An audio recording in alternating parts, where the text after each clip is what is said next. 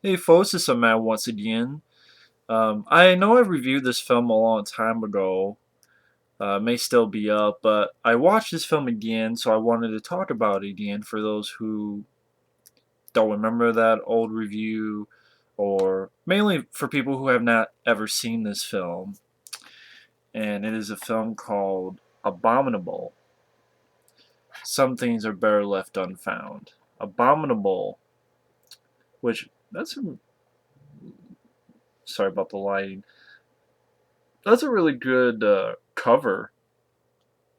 I like that it is like a painting, kind of like the old school movies were. And Abominable is directed by a guy named Ryan Schifrin, who I'm trying to look up to see. Now, he is the son of Lalo Schifrin. And Lalo Schifrin, he's a guy who has done a lot of movie scores. I mean, you look at the scores, okay, he did Rush Hour, he did Mission Impossible, at least the movie. He did Starsky and Hutch, but I think most people remember him because I think he's the same man who did Dirty Harry movies. If you go to composer,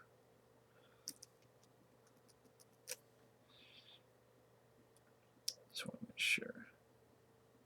Just want to make sure on something. Yeah, he did Dirty Harry movies. He did and Enter the Dragon. But anyway, his son Ryan Schifrin directed this film. And Ryan Schifrin, I'm trying to look to see if he's done anything since then. He should. Uh, just short films. That's all he's done so far. His short films. Never done a feature film. That is a crime. Also, I don't understand how this film got fucking 4.9 on IMDb. Was the internet masochistic data butt cheeks? Really? 4.9? Kiss my ass with 4.9. You gotta be fucking kidding me. But anyway, Abominable is a fucking hell lot better than 4.9. Fuck Dagon and it's 6 point whatever. This film is a fuckload better. I keep mentioning that because that movie just pisses me off. Not that people like it, it's just, good films like this get crapped on, but that film is. But anyway, Abominable, what I like about this film, the story is fairly simple. Matt McCoy, you probably maybe remember him from Deep Star 6. He's the guy who was in the suit and the creature bit him in half. Matt McCoy's been in a few other stuff. He's a guy who months before was with his wife climbing down this cliff face, and something wrong happened. She got killed and he got paralyzed. It's months later, him and this sort of like an orderly, this asshole guy, character name was Otis, uh, takes him back up there. He doesn't want to be there, but supposedly supposed to help with his therapy. And basically, the film plays off as Rear Window, only with Bigfoot. Well, if you want to call Bigfoot, I mean, you could say maybe it's a takeoff on the abominable snowman, but I'll just say Bigfoot for sake of argument. And if that's the case, this is the best Bigfoot movie out there, which is pretty funny. Um, well, that and Harry and the Hendersons, but there has been quite a few Bigfoot movies. I think technically you say it's the Abominable Snowman. I don't give a fuck. I'm just gonna say Bigfoot just for the sake of argument. But that's basically how it plays off. Is Matt McCoy is in a wheelchair and some girls are next door. Have I guess they're on some kind of trip, and for the most part he's watching from afar. Let's see, actress's names. Yeah, girl named actresses Haley Joel, Karen Anachun,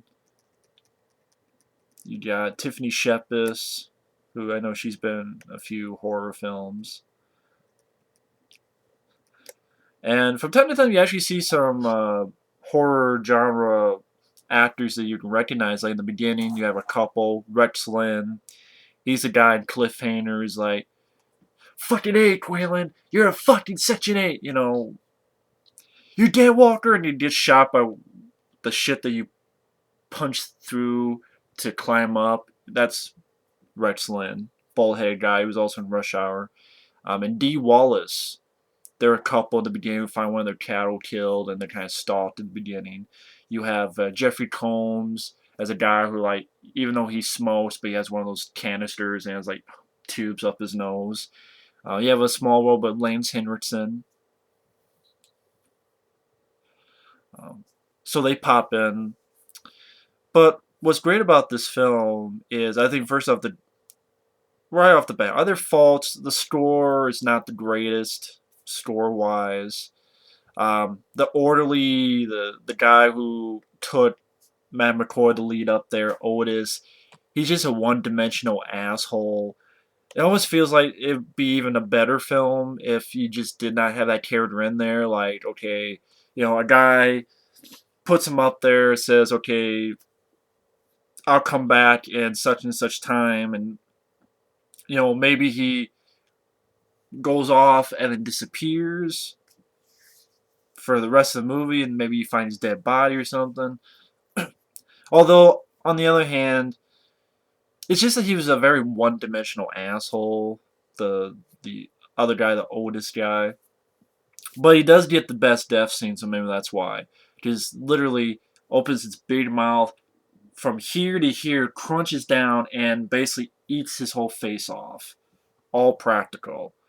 And there's a lot of good stuff in this film. Granted, I'm not the biggest fan of the score and that Otis character, but it was nice to see a lot of recognizable faces: Jeffrey Combs, Lance Henriksen, Dee Wallace, Paul Gleason, who of course was the principal in the Breakfast Club. He even has a mug that says, "Don't mess with the bull."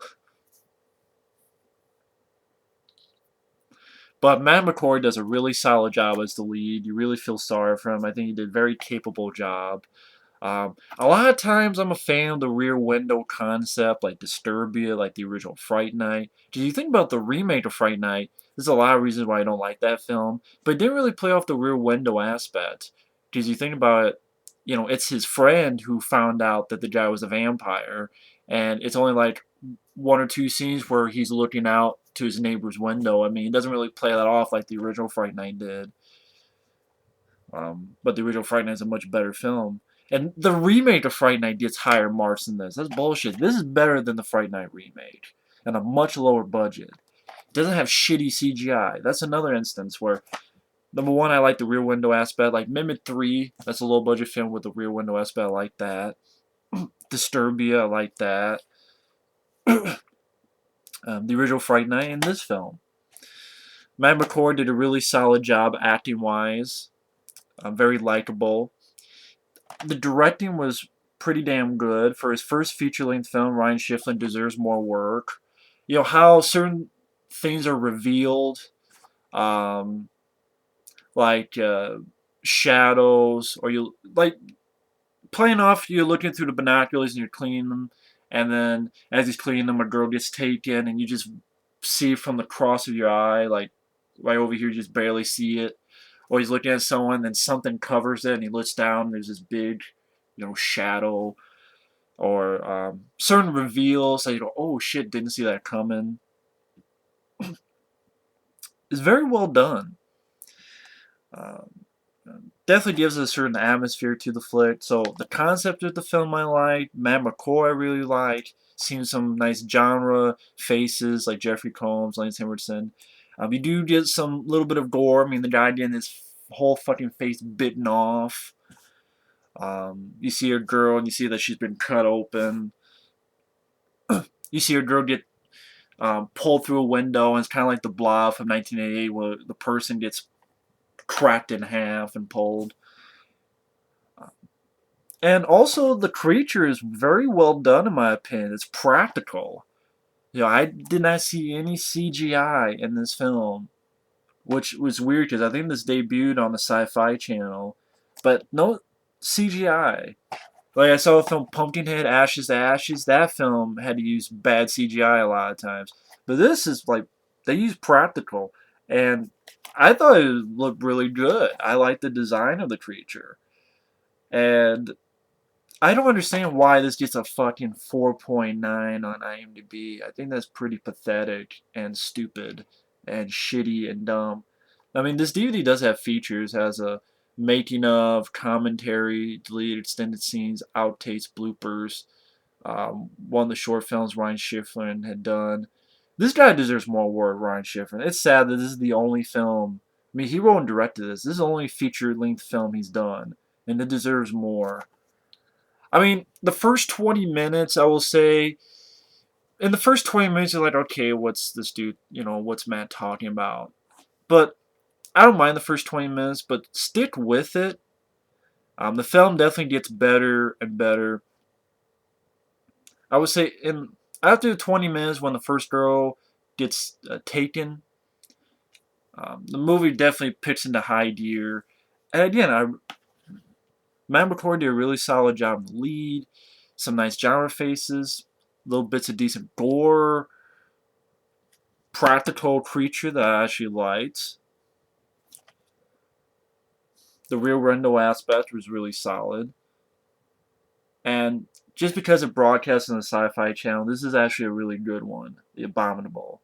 And I'll probably put a link to my older review if it's still up, if I can find it. Definitely check this out. It's definitely worth a look. It does not deserve a fucking 4.9 when there are certain films like Day Dawn and the Fright Night remake that get higher notes. And I think that's why, to a lot of people's annoyance, I bring up those films and bash them because everybody praises them. Well, a lot of people can praise those movies and they can get the higher marks, but I don't stick up for films like this because these films need to be, you know, given a good notices. If it's by little old me, then oh well. These films is why I enjoy horror films. Good acting, good practical creatures, decent pace, 94 minutes. It's rated R. It's a first timer director who I think did a really good job and doesn't get the notices. I mean, 4.9 on IMDb is fucking shitty. It deserves much higher than that. But anyway, that's Abominable. Um, the best Sasquatch film out there, best Bigfoot film out there, best Abominable Snowman film out there, however you want to call it. Harry Under Henderson's is a different animal. But, definitely the best one out there. But either way, thanks for watching. Take care, and we'll see you later. Ciao.